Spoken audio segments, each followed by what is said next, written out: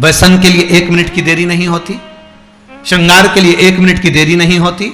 केवल अगर होता है तो परमात्मा के दर्शन में, परमात्मा को पाने में, परमात्मा की हाजिरी में, परमात्मा को प्राप्त करने में हम देरी कर देते हैं। परमात्मा मित्र ऐसा बनाओ, सखा ऐसा बनाओ, दोस्त ऐसा बनाओ, सहपाठी ऐसा बनाओ, परिवार ऐसा बनाओ जिस परिवार के अंतर्गत परमात्मा को भी लगे कि मैं इसको जन्म दूंगा, तो जन्म देने के बाद ये भगवान की भक्ति में लग जाएगा। भगवान को मालूम है तुम्हारे जन्म के बाद तुम्हें क्या करना है। एक चोर पानी बहुत तेज आ रहा था, संत की कुटिया में आ गए। संत की कुटिया में जैसे चोर आए, आते से चोर ने संत की कुटिया में आते से संत ने पूछ लिया, कौन हो तुम, कौन हो? चोर ने कहा मैं चोर हूं, मेरे पास चोरी का सामान है। संत ने कहा चलो बाहर निकलो, हमारे आश्रम में रहोगे, चोरी कर आ रहे हो, चोरी का सामान लेकर आ रहे हो, चलो निकलो यहां से बाहर। और संत ने उसको धक्का देकर बाहर निकाला। पानी बहुत तेज आ रहा था, उस जलवृष्टि में वो गीला हो रहा था, कांप रहा था, ठंड सी लग रही थी उसको, पानी में गीला हो रहा है, कांप रहा है, दांतुड़ी बज रही है, उसके दांतों में से आवाज आ रही है। संत अंदर आ गए, दरवाजा बंद कर लिया। अंदर आकर संत माला लेकर बैठ गए, साधु माला लेकर बैठ गए, तपस्वी माला लेकर बैठ गए, सन्यासी माला लेकर बैठ गए। इतने में आकाशवाणी हो गई और आकाशवाणी होकर कहा, अरे ओ संत, तुझे तो आज मालूम पड़ा कि ये चोर है, मुझे तो माता के गर्भ में था तब मालूम था कि ये चोर बनेगा। मैंने फिर भी जन्म दिया और माता के गर्भ से उसको प्रविष्ट करा, तो तू अपनी कुटिया से क्यों बाहर निकाल रहा है? मुझे तो पहले से मालूम है, माता के गर्भ से बच्चे की जब नाल कटती है, बच्चा जब जन्म लेता है, माता के गर्भ से जब बालक जन्म लेता है, बालिका जब जन्म लेती है, माता के गर्भ से जब बच्चा जन्म लेता है, नाल कटते से उसका भाग्य लिख दिया जाता है कि ये क्या बनेगा, क्या करेगा, मृत्यु लोक में जाकर कितना इसको भजन करना है, कितना दान करना है, कितना पुण्य करना है, कितना सत्कर्म करना है, कितना नाम जाप करना है, कितना मंत्र जाप करना है, कितनी निंदा करना है, कितनी चुगली करना है, कितनी बुराई करना है, उसके लेख पर लिख दिया जाता है कि इसको इस समय पर इतनी बुराई करना ही पड़ेगी, इसको इस समय पर इतना भजन करना ही पड़ेगा।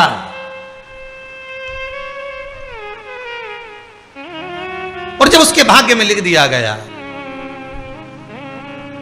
उसके भाग्य में जब लिखा गया, तो फिर उसको वो करना ही है, चाहे तुम कितना 7 ताले में बंद कर दो तो भी वो करेगा, तो भी करेगा। भगवान को मालूम था जन्म देने के पहले, भगवान जब गर्भ में रखा आपको, हमको, चाहे आप हो जितने आस्था चैनल पर कथा को श्रवण कर रहे हैं, जितने फेसबुक यूट्यूब पर कथा सुन रहे हैं, चाहे वो सुन रहे हो ना सुन रहे हो, चाहे वो कहीं बैठकर कथा का रसतत्व ग्रहण कर रहे हैं, उस परमात्मा को अपने जन्म के पहले मालूम था कि ये क्या करेगा, ये निंदा करेगा कि भजन करेगा, ये स्मरण करेगा कि भक्ति करेगा, ये भोजन करेगा कि भजन करेगा, ये व्यापार करेगा कि नौकरी करेगा, ये सब परमात्मा को मालूम। आपको नहीं, परमात्मा को सब मालूम।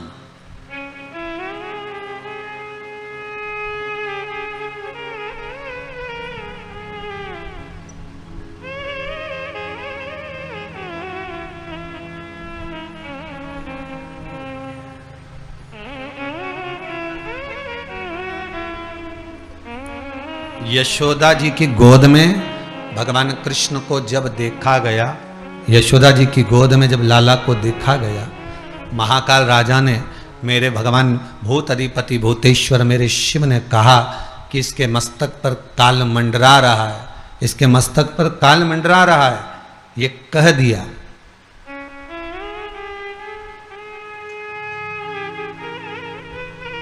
तो भगवान कृष्ण मन में मुस्कुराते हुए यशोदा जी की गोद में विचार करते हैं कि बाबा कह रहे हैं कि इसके मस्तक पर काल मंडरा रहा है, पूतना इसको मारने आएगी, तृणावत इसको मारने आएगा, अगासुर बकासुर कंस ये सब इसको मारने आए, इसके मस्तिष्क पर काल मंडरा रहा है। ये भगवान शंकर जब लाला का दर्शन करने आए तब कह रहे हैं यशोदा रानी से कि इसके मस्तक पर काल मंडरा रहा है। और भगवान मन में विचार कर रहे हैं, भगवान कृष्ण मन में विचार कर रहे हैं माता यशोदा की गोद में कि जब स्वयं महाकाल ही पहले आ गया तो फिर ये काल क्या करेगा, फिर ये काल करेगा क्या? अकाल मृत्यु भो मरे जो काम करे चंडाल का, काल उसका क्या बिगाड़े जो भक्त हो महाकाल का। फिर काल उसका क्या बिगाड़ सकता?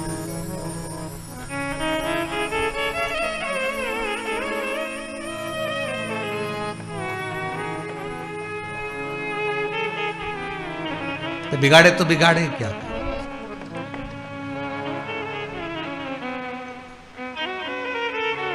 क्योंकि इसकी चित्तवृत्ति में शिव। भगवान को मालूम है आप कितना भजन करेंगे, भगवान को मालूम है आप कितना स्मरण करेंगे, भगवान को मालूम है आप कितना मंत्र जाप जपेंगे, भगवान को मालूम है आप कितना नाम जाप जपेंगे, भगवान को मालूम है आप कितना कीर्तन करेंगे, भगवान को मालूम है आप कितना स्मरण करेंगे, भगवान को एक एक चीज का स्मरण है कि आपकी भक्ति कैसे होगी, आपका स्मरण कैसे होगा, आपका मंत्र जाप कैसे होगा, आपका नाम जाप कैसे होगा, आप कितना कीर्तन करेंगे, कितना मंत्र जाप करेंगे, कितना नाम जाप में डूबेंगे, ये परमात्मा को, ये शिव को मालूम है।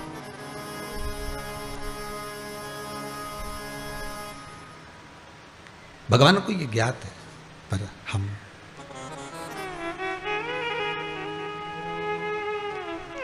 कितना सुंदर गीता जी में कहा है भगवान ने, कितना सुंदर भगवान गीता जी के भीतर कह रहे हैं, कितना सुंदर वर्णन कर रहे हैं कि आप कर्म करिए, फल की इच्छा न रखिए।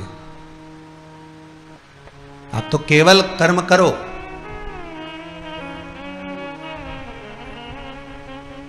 और जितना कर सकते हो करे जाओ।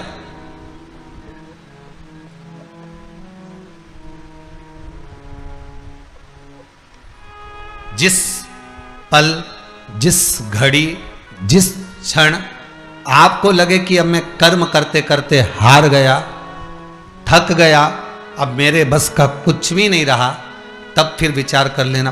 पर कर्म से पीछे मत हटना, कर्म तो करना पड़ेगा। पूर्व के कर्म को काटने के लिए मृत्यु लोक में आकर हमें कर्म करना ही है।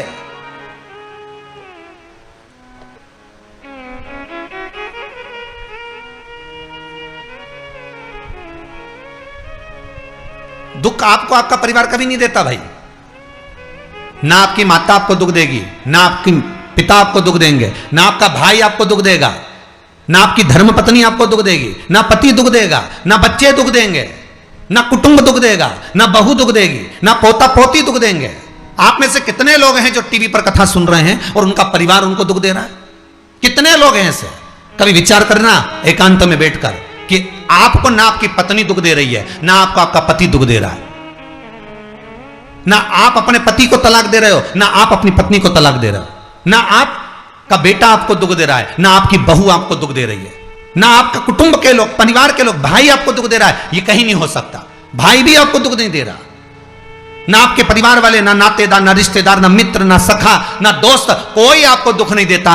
ये शिव महापुराण की कथा कहती है। हमको लगता है कि हमारे परिवार वाले दुख दे रहे हैं, हमको लगता है हमारी बहू हमें दुख दे रही है, हमें लगता है हमारी सास हमें दुख दे रही है, हमें लगता है हमारा पति हमको दुख दे रहा है, हमें लगता है हमारे कुटुंब वाले हमको दुख दे रहे हैं। पर शिव महापुराण के विद्येश्वर संहिता कहती है ये कोई आपको दुख नहीं देते। दुख आपका पूर्व का कर्म आपको देता है। ये जितने भी मिले हैं ना आपको, रिश्तेदार, नातेदार, कुटुंब, भाई, बंधु, सखा, पत्नी, पति, पोता, पोती, ये जितने लुटेरे मिले हैं, ये जितने अपशब्द कहने वाले मिले हैं, ये जितना ताने देने वाले मिले हैं, ये जितना गाली देने वाले मिले हैं, ये जितना उंगली उठाने वाले मिले हैं, ये कोई दूसरे नहीं, तुम्हारे पूर्व कर्म के कोई ना कोई पुराने ही होंगे जो तुम्हारे साथ जुड़कर तुम्हारे टांग खींचने के लिए सामने खड़े हुए हैं। ये कोई तुम्हारे होंगे।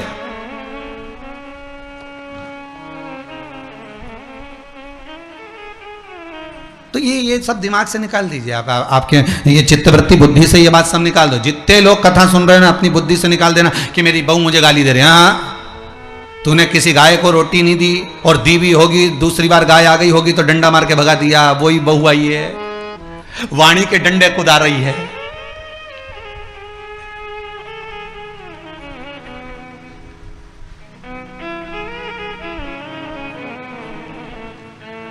कोई बेटा अगर नहीं सेवा कर रहा, कोई बेटा नहीं पूछ रहा, समझ लेना पूर्व में हम हमारे बुजुर्ग, कोई दादाजी होगा, कोई दादी जी होगी, कोई ससुर जी होगा, कोई जेठ जी होगा, हो सकता है किसी की हमने सेवा नहीं करी हो और वही बेटा बनकर आया, आज हमारी सेवा नहीं कर रहा।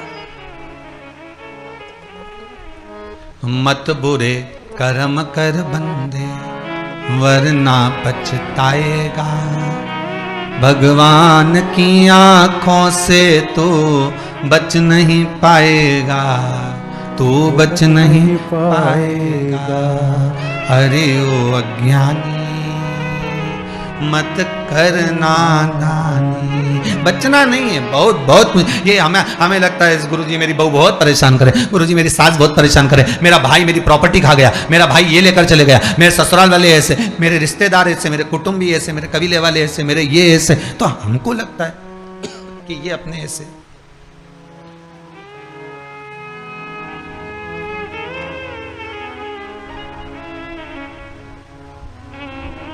हमको लग रहा है कि ये हमारे ऐसे हैं, हमारे को लूट रहे हैं, हमको ऐसा परेशान कर रहे हैं, हमको ऐसा कर रहे हैं, पर नहीं बात। शिव महापुराण की कथा कहती है कोई हमको कष्ट नहीं देता। एक बार पहले भी कथा में कहा, आज फिर कह रहे हैं आपको महाराज, फिर कह रहे हैं, आज फिर कह रहे हैं।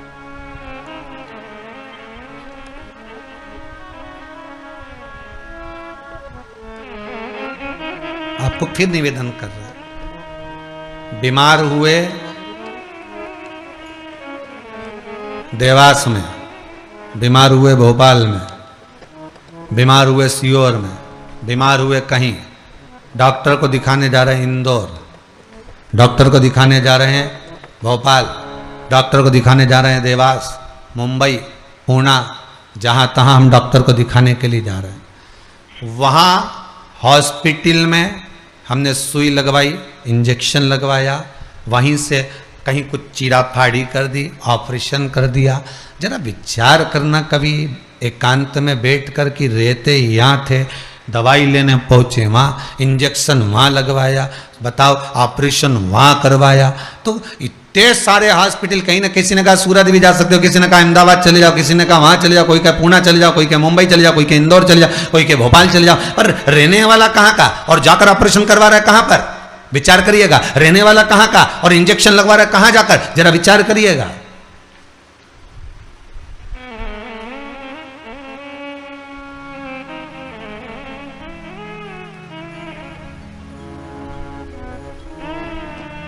और कितने डॉक्टर, ऑपरेशन करने वाला कोई विशेष, कितनी डॉक्टर सिस्टर, इंजेक्शन लगाने वाली कोई विशेष वहां बैठी है, उसको तुम नहीं पहचानते, वो आपको नहीं पहचानते। अभी कोरोना का टीका लगवाया होगा, वैक्सीन लगवाई होगी, इंजेक्शन लगवाया होगा, कोरोना महामारी का लगवाया सबने।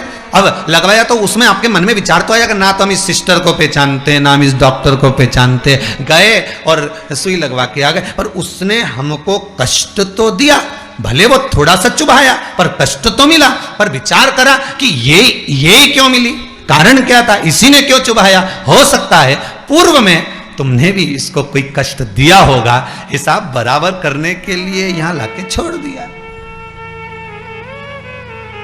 वो दुनिया के लोगों ने कहा है ना कि ये कोरोना महामारी को उपजने वाला, वो चीन के ऊपर लोगों ने कहा कि उन्होंने इस कोरोना महामारी को प्रकट कर, अब उनने तो कर दिया, उनने तो संसार में विनाश का कारण बना दिया, पर फिर प्रकृति ने क्या करा आज की स्थिति में, प्रकृति क्या कर रही है फिर वो भी अंदाजा लगा। कहीं मालूम पड़े मिट्टी हवा में उड़ रही है, ऐसी उड़ रही है गीली कि सब गाड़ी ने बंगला सबके धो दिया उसने।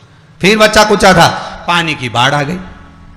अगर हम दूसरे को कष्ट दे रहे हैं, हम दूसरे पर उंगली उठा रहे हैं, हमने एक उंगली अगर किसी पर उठा दी, हमने उंगली उठाकर कह दिया वो ऐसा है, उसने ऐसा करा, उसने वैसा करा, हमने एक उंगली उठा दी, भले तुम विद्वान हो, भले तुम्हारे में विद्वत्ता है, पर हम किसी पर अगर एक उंगली उठा रहे हैं तो ये 3 उंगलियां हमारे भीतर जा रही है कि अपने अंदर झांक कर देखो कि आप कैसे हो। अपने भीतर झांक कर देखिए कि आप में क्या तत्वता है। जो हम दूसरे में कुछ खोट देख रहे हैं तो हम में कितना खोट भरा होगा, हम में कितना कपट भरा होगा, तभी तो सामने वाला कपटी नजर आ रहा है। जैसा चश्मा लगाओगे सामने वाला व्यक्ति वैसा ही तो दिखेगा। लाल कलर का लगाओगे तो लाल दिखेगा, काला लगाओगे तो काला दिखेगा, पीला लगाओगे तो पीला दिखेगा। नेत्रों में जो काम, अगर अहंकार है तो अहंकारी दिखेगा, लोभ है तो लोभी दिखेगा, वासनावान है तो वासनावान दिखेगा, तृष्णावान है तृष्णावान दिखेगा, चोर है चोर दिखेगा, कपटी है कपटी दिखेगा, बेईमान है बेईमान दिखेगा, अज्ञानी है अज्ञानी दिखेगा। आपकी दृष्टि जैसी होगी सामने वाली की सृष्टि वैसी ही नजर आएगी, सामने वाला व्यक्ति आपको वैसा ही दिखेगा। आपका चित्त अच्छा है, आपका मन अच्छा है, आपके दिल अच्छा है, आपके भाव अच्छे हैं, सामने वाला भी वैसा ही नजर आएगा। भगवान कृष्ण ने भेजा था दुर्योधन को अच्छा ढूंढने के लिए, एक अच्छा नहीं मिला। युधिष्ठिर को भेजा था पूरी पृथ्वी पर से कोई बुरा व्यक्ति ढूंढ कर लाओ, युधिष्ठिर को बुरा नहीं मिला, क्योंकि उसकी युधिष्ठिर की बुद्धि में, चित्त में ये भरा था, उनकी वृत्ति में ये भरा हुआ था कि बुरा कोई है ही नहीं, संसार में कुछ ना कुछ अच्छाई दिखी जाएगी। बुरा जो देखन में चला, बुरा न मिला कोई। हम देख रहे हैं, हम चित्तवृत्ति से, हम विचार।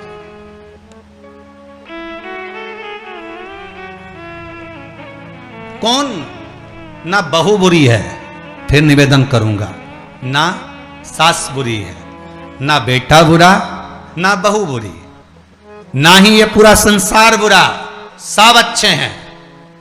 फिर बुरा क्या? अपना कर्म जो हम कर कर आए हैं, उस कर्म का भोग संसार में आकर भोगना पड़ेगा। एक रोटी भी हमको खाने को मिल रही है तो हमारे पूर्व के किए हुए कर्म के अनुसार मिल रही है।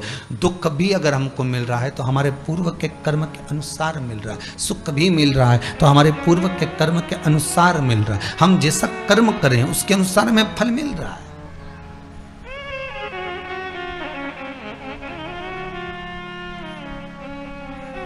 इसलिए बारंबार कहा था कि मान मेरा कहना नहीं तो पछताएगा, माटी का खिलौना माटी में मिल जाएगा, हेट बूट सूट सब यहीं रह जाएगा, और माटी का खिलौना माटी में मिल जाएगा। ये हेट रह गया, ये बूट रह गया, ये सूट रह गया, सब पड़ा की पड़ा रह गया, सब धरा की धरा रह गया। इसका मूल तत्व क्या है?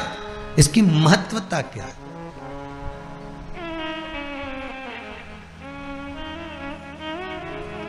इसकी मूलता कुछ नहीं, इसकी मुख्यता कुछ नहीं, इसकी महत्वता कुछ नहीं।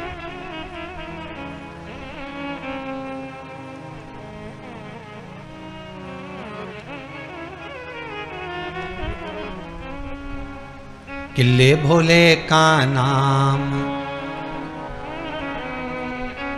भगवान शिव का मंत्र, नाम स्मरण, जप, कीर्तन सुख दे।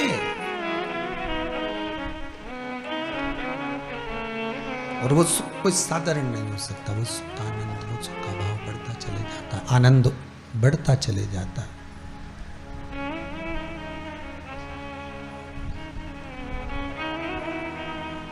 ले भोले का नाम काहे यूं भटके, मिलता है आराम काहे यूं भटके। ये शिव का नाम लेकर हम जब शंकर का नाम लेकर जब अग्रण्य हो जाएं, परिसर खोलिए महाराज, परिसर खोलिए। हम शिव का नाम लेकर जब अग्रण्य बढ़े, आगे बढ़े, शंकर का नाम लेकर जब अग्रण्यता के भाव की ओर बढ़े, तो जीवन का सुख क्यों ना मिलेगा? सब वो जीवन का आनंद क्यों ना मिलेगा? महाराज शिव पुराण कह रहे हैं, कोई बुरा नहीं संसार में। ये जितने नाते, रिश्ते, कुटुंब, कबीले बनते चले जाते हैं, ये हमारे कर्म के अनुसार बनते चले जाते हैं। कर्म के अनुसार, ये कोई दूसरा बनाता नहीं है। जैसा पूर्व में कर कर आए हो, वैसा आपके सामने आपका व्यवहार सामने वाले का प्राप्त होगा, वैसा व्यवहार प्राप्त होगा।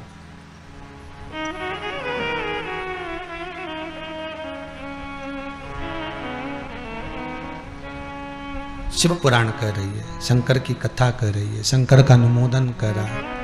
महाराज अच्छी संगत में बैठोगे, अच्छी संगत में अगर विराजमान होगे तो सुख अपने आप मिलेगा। माता के गर्भ से अगर आपका जन्म हुआ है तो कुछ अच्छा करने के लिए ही हुआ है। अगर आप बैठकर आस्था चैनल के सामने शिव महापुराण की कथा सुन रहे हो तो अपने आप को गौरवान्वित महसूस करना। थोड़ा न थोड़ा परमात्मा की कृपा, पूर्वजों का आशीर्वाद आपको ऊपर हुआ है, इसलिए आप शंकर की कथा को सुन रहे हो, शिव का भजन कर रहे हो। श्रावण के महीने में आज शिवरात्रि के दिन शंकर का अनुमोदन कर रहे हो।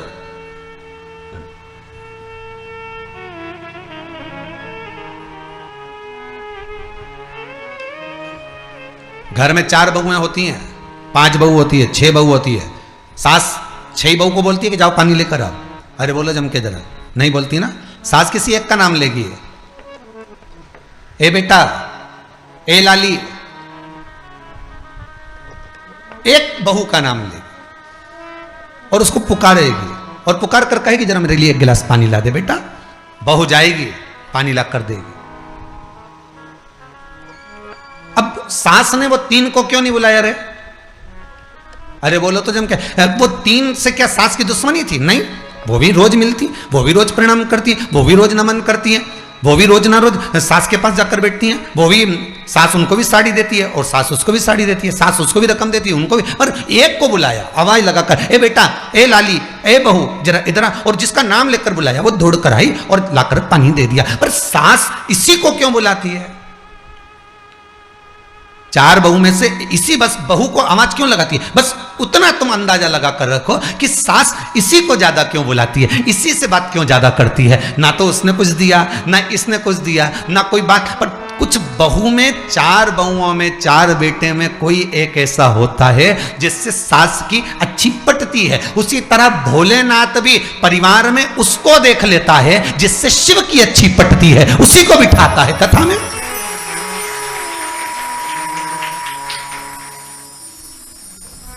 उसी को तो कथा में बिठाएगा। शंकर उसी को तो आस्था चैनल के सामने कथा श्रवण कराएगा, ऑनलाइन कथा सुनवा रहा है, मंदिर लेकर जा रहा है, देवालय लेकर जा रहा है, पूजन करवा रहा है, अर्चना करवा रहा है, नाम जाप करवा रहा है, नाम कीर्तन करवा रहा है। क्यों? किसी एक को शंकर ने पकड़ लिया तुम्हारे परिवार में से, बहू को, बेटी को, माता को, पिता को। कई बार पुरुष लोग भी शिव पुराण की भक्ति में डूबे रहते हैं, मोबाइल में देखते हैं, कहीं दुकान पर जाकर देखते हैं। कई माताएं ऐसी होती हैं जिनका मन नहीं लगता कथा में, वो जाकर सो जाती हैं। और कई बहुएं ऐसी होती हैं, माताएं ऐसी होती हैं कि वो भक्ति में लगी रहती है, पुरुष नहीं लग पाता। और किसी एक को भगवान शंकर ने पकड़ कर रखा है कि ये मेरा जीव है, ये मेरा अपना है, और ये मेरा अपना है इसलिए मेरी भक्ति में ये लगेगा तो ना जाने कितनी पीढ़ी को एक बार में तार देगा। भगवान जन्म ऐसा देता है कि ये भक्ति में लगे और 71 पीढ़ी को तार दे, 7 पीढ़ियों को तार दे। भगवान शिव भी वही करता है, अपनी भक्ति में उसको डुबो कर रखता है जो भक्ति में कई पीढ़ियों को पार लगा सके। प्रहलाद गर्भ में, प्रहलाद के कितने भाई थे? सब प्रहलाद जैसे निकले क्या? नहीं, पर भगवान ने कहा इसको जीवित रखो क्योंकि ये भक्ति करेगा, ये भजन करेगा, ये स्मरण करेगा, ये मंत्र जाप करेगा, ये नाम जाप करेगा और भगवान की भक्ति में डूबेगा तो ये भगवान को प्रकट भी कर लेगा। उसी तरह आप भी भगवान की भक्ति में डूबे हुए हो। आपके जन्म का कारण केवल एक है। आज तक संसार वालों को ये नहीं मालूम कि हम पैदा ही क्यों हुए। केवल बुराई करने के लिए, केवल निंदा करने के लिए, केवल चुगली करने के लिए, केवल कपट करने के लिए, कभी केवल बेईमानी करने के लिए, केवल धन कमाने के लिए, केवल भोग भोगने के लिए। हमारे पैदा होने का कारण क्या है? पैदा होने का केवल एक कारण है कि संसार में अगर जन्म लिया है तो भगवान का भजन करना है। मृत्यु लोक में अगर आए हो तो नाम जाप करना।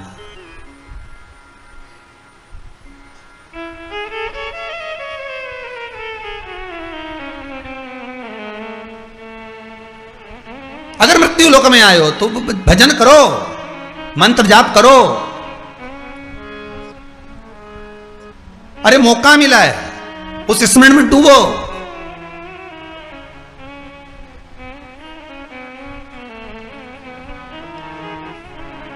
और कितनी भगवान कृपा करेगा, जरा विचार करिए। कितनी कृपा और परमात्मा करेगा कि महाशिवरात्रि जैसी शिवरात्रि श्रावण के महीने में, हर महीने शिवरात्रि आती है, आपको पहले भी कहा, ऐसा कोई महीना नहीं जाता जिसमें शिवरात्रि नहीं आती हो। इस शिव महापुराण में गीता प्रेस गोरखपुर की अगर शिव पुराण तुम्हारे पास में हो तो उसको पढ़ना।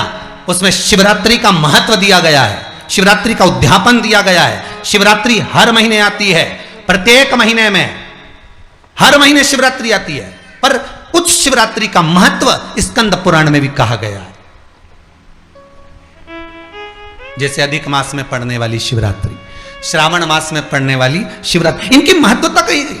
पर इस महत्वता को लोग जान नहीं पाए, आज तक प्रकट नहीं कर पाए। शिव महापुराण की कथा चली और उसमें आपको, नहीं तो आप लोग भी इतनी बार अभिषेक करा, इतनी बार पूजन करी, इतनी बार अर्चना करी, तुम्हारे ध्यान में आया क्या कभी कि सावन में शिवरात्रि आएगी और इतनी महत्वता रखती है, इतनी महत्वता रखती है कि उस शिवरात्रि का महत्व आनंद देने वाला होता है, कार्य की सिद्धि देने वाला होता है। पर शंकर की कथा में जब हमने श्रवण करना प्रारंभ करा, शिव की कथा में जब हमने ज्ञात करना प्रारंभ करा, तब समझ में आया कि सावन के महीने में भी जो शिवरात्रि होती है वो जीवन का आनंद प्रदान कर देती है। वो साधारण नहीं हो सकती, उसका रस तत्व बड़ा होता है।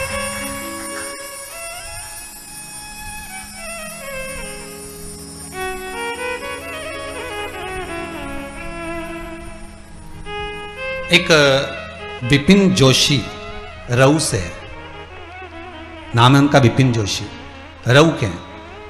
उस बच्चे ने एक मैसेज करा है, किसी के यहां सर्विस करता है वो, तो उस बच्चे ने मैसेज करा है कि मेरी बहन की शादी है देवउठनी एकादशी के बाद, मेरी बहन की शादी है और मेरे पिताजी नहीं है, मैं और मेरी माँ और मेरी बहन है। मेरी माँ दूसरे के यहाँ खाना बनाने जाती है, कभी हम लोग टिफिन भी दे देते हैं, पर अभी लॉकडाउन में ना टिफिन चल रहे हैं ना भोजन चल रहा। बड़े दुखी थे हम, बहन की शादी सिर पर है, पैसे की व्यवस्था नहीं, किराए के मकान में हम रहते हैं। मैंने उस बालक को, हमने आशीष जी से कहा है कि उसको कहना कि तुम्हारा फोटो भी जरूर डालना, तुम्हारी क्लिपिंग भी जरूर डालना। वो लिख कर भेजा है कि ये शिवरात्रि जो सावन के महीने में आई है, मेरी माँ ने मुझसे कहा कि तू एक काम कर, मिट्टी के पैकेट बना ले, सफ़ेद मिट्टी, पीली मिट्टी, लाल मिट्टी, काली मिट्टी, और थोड़ा थोड़ा कमल गट्टा, थोड़ी काली मिर्ची रखकर उसका पैकेट बना ले। मैं धन्यवाद लिखकर भेजता हूँ कि मेरी बहन की शादी की व्यवस्था शंकर ने आज ही कर दी है। ये फिर प्रभु की कृपा है। मैं इंतजार कर रहा हूं कि कैसे व्यवस्था होगी, शिव करने वाला है। मेरी मां का इस शिव महापुराण के प्रति जो विश्वास है वो जागृत हो गया। आज पूरे विश्व में, पूरे भारत की भूमि ही नहीं, देश ही नहीं, विदेश में भी आज की शिवरात्रि की धूम मची हुई है। हर साल सावन आया, पहले भी कितने सावन निकल गए, पर मालूम शिवपुराण शिवरात्रि आए सावन के महीने में आती भी तो निकल जाती, किसको मालूम, कौन बताए, किसको ज्ञात। और आज जो शिवरात्रि आई, पूरे विश्व में ऐसा लग रहा है कि जैसे दिवाली आ गई। पूजन की तैयारी ने लोग मिट्टी खरीदे, ने सामान खरीदे, ने गुलाब का फूल। अखबारों में आ गया कि 2 दिन में गुलाब के फूल की कीमत 4 गुनी हो गई।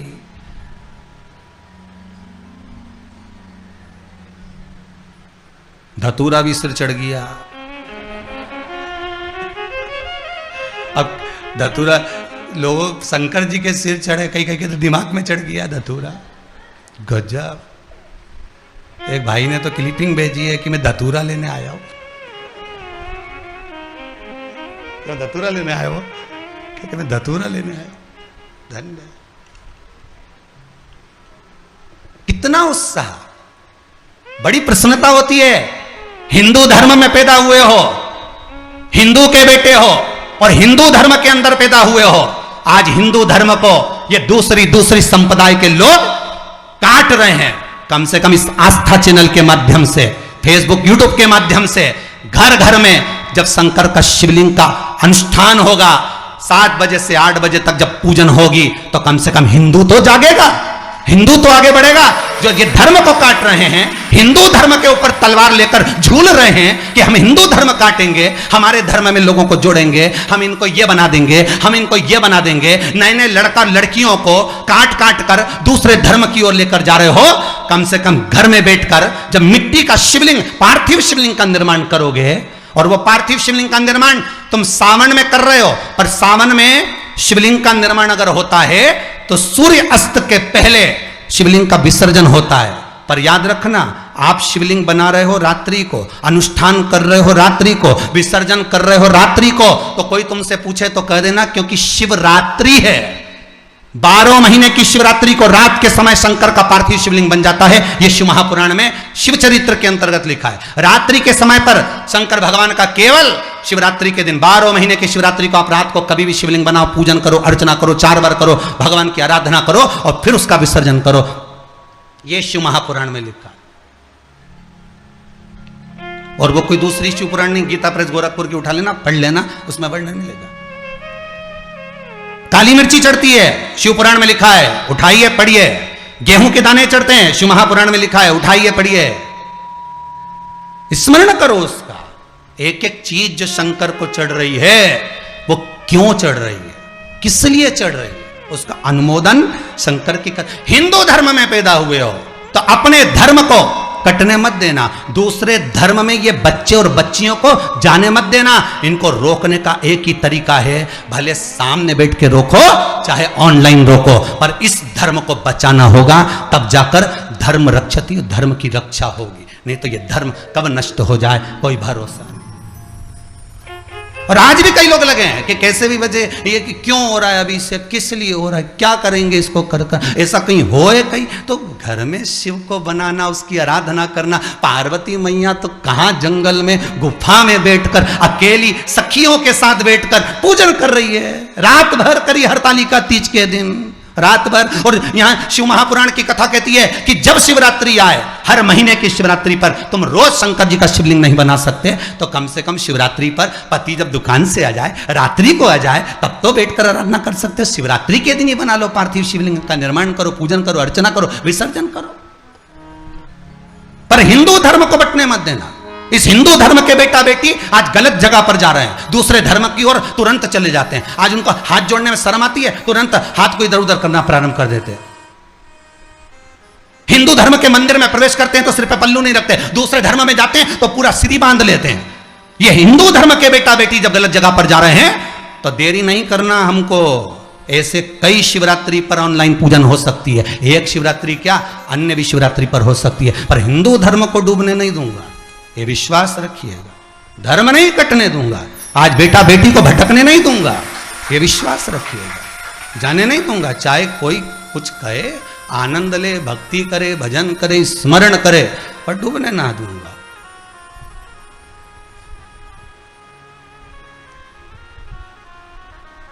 भक्ति के बल पर आनंद पाओ, सुख पाओ, भटको नहीं मार्ग से। शिव पुराण कह रही है, शंकर का अनुमोदन। कितने कितने भाग्यशाली हो साहब, आपकी किस्मत को धन्यवाद देता हूं, आपके भाग्य को धन्यवाद देता हूं, जो घर में बैठकर परिवार शंकर के अनुमोदन कर रहे हैं, शंकर की अर्चना कर रहे हैं, पार्थिव शिवलिंग का निर्माण कर रहे हैं। धन्यवाद आपको, बहुत बहुत धन्यवाद। आज तो 33 कोटि देवता भी बाल खुजाएंगे कि कहां से लिया है। इतने शिवलिंग, पहले लोग 1.25 करोड़ शिवलिंग बनाते थे, अब आज ना जाने कितने करोड़ बन जाएंगे घर घर में। हर हर महादेव, घर घर महादेव, हर घर में शंकर, हर घर में शिव, हर घर में। शिवरात्रि का अनुमोदन है ये शिवरात्रि है, मूल आनंद पाओ। ये वो सुख देने वाली, आनंद देने वाली।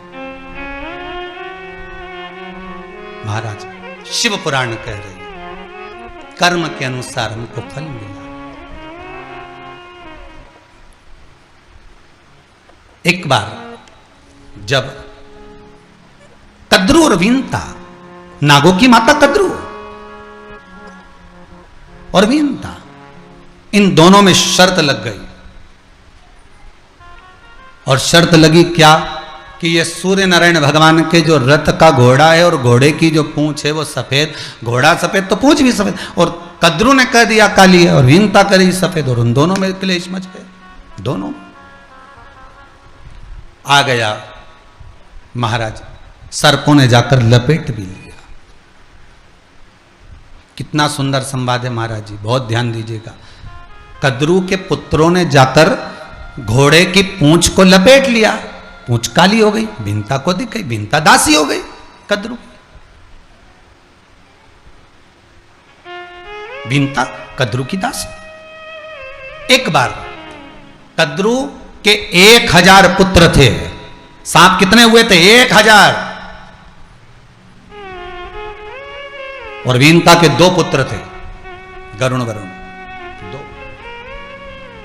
वीनता के 2 पुत्र। और ये कच्छा बाबा की जो 2 धर्म पत्नियां, ये बड़ी विचित्र भगवत स्मरण का फल तत्व जानने वाली थी, कोई साधारण नहीं थी महाराज। और दोनों से जो पुत्र हुए वो कोई साधारण नहीं है। एक भगवान विष्णु की सेवा में लगे हैं, इसके भी पुत्र, कद्रू के भी। एक शिव के गले में पड़े, कद्रू के भी पुत्र। और इधर वीनता के पुत्र गरुण और वरुण, ये भी दोनों भगवान की सेवा में लगे। गरुण भी भगवान की सेवा में, वरुण भी भगवान की सेवा में। दोनों के पुत्र कोई साधारण होंगे? शिव भक्ति है, भगवान का स्मरण है। पर शिव महापुराण की कथा बहुत सुंदर बात कहती है, ध्यान दीजिएगा इस संवाद पर, शिव महापुराण के इस चरित्र पर। कद्रू की कथा और वीनता की कथा पर अगर आप ध्यान देंगे तो कद्रू के गर्भ में जब बच्चे थे तब कद्रू के मन में वीनता के प्रति कपट